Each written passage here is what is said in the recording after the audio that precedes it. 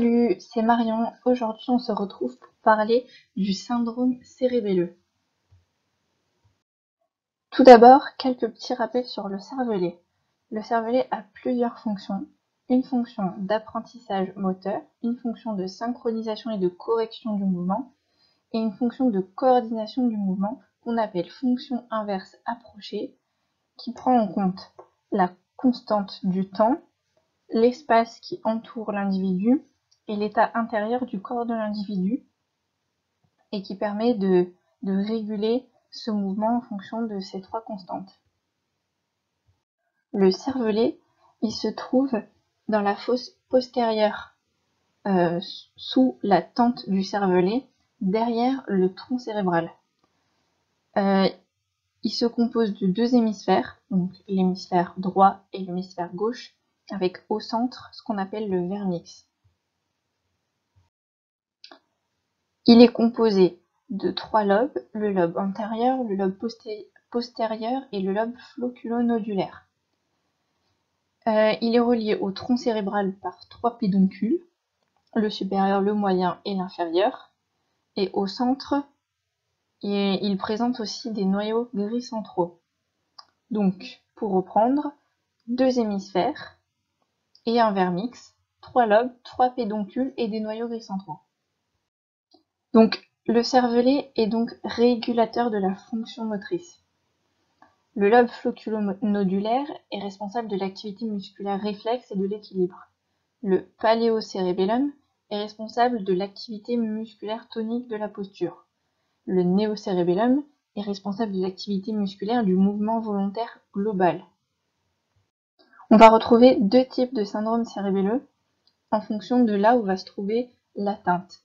Si c'est le lobe floculo-nodulaire ou le paléocérébellum qui sont atteints, la personne va présenter un syndrome cérébelleux statique. Si c'est le néocérébellum, ce sera un syndrome cérébelleux cinétique.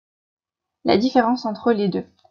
Le syndrome cérébelleux statique, ou qu'on appelle aussi ataxie cérébelleuse, les trois grands points à retenir, c'est que la personne va présenter un élargissement du polygone de sustentation, une marche type ébrieuse et une danse des tendons, c'est-à-dire une contraction des tendons jambiers antérieurs.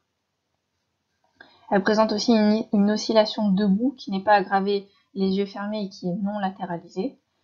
Une oscillation qui est aggravée lorsqu'elle est pieds joints, donc c'est ce qu'on appelle la manœuvre de Romberg. Elle présente un demi-tour qui est décomposé, des troubles oculomoteurs, et elle peut parfois aussi présenter une hypotonie ou une manœuvre de Stewart-Holmes.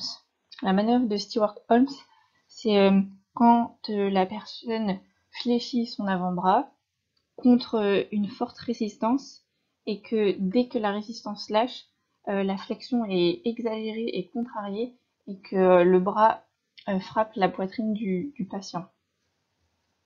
Le syndrome cérébelleux cinétique, les trois grands points importants, c'est que la personne va présenter une hypermétrie, une dysarthrie et une hypotonie. Donc en fait, elle va présenter autant des troubles dans l'espace que des troubles dans le temps. En rappel avec les trois composantes qu'on a vues tout à l'heure. Lorsque le cervelet est atteint, une personne peut présenter d'autres troubles en plus de ceux qu'on vient de voir. On peut retrouver des troubles exécutifs, des troubles visio-spatiaux, des troubles du langage, des troubles émotionnels et des troubles cognitifs. Attention, il existe deux diagnostics différentiels dont il faut avoir en tête. C'est l'ataxie proprioceptive et l'ataxie vestibulaire. Ce sont aussi des troubles de l'équilibre, mais qui ne vont pas présenter tout à fait les mêmes signes que par exemple l'ataxie cérébelleuse dont on a parlé juste avant. Une atteinte du cervelet peut avoir différentes étiologies.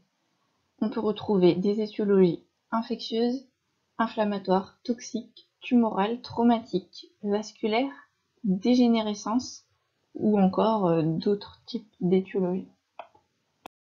Voilà, c'est fini pour le syndrome cérébelleux. Je te souhaite bon courage pour tes révisions et à bientôt.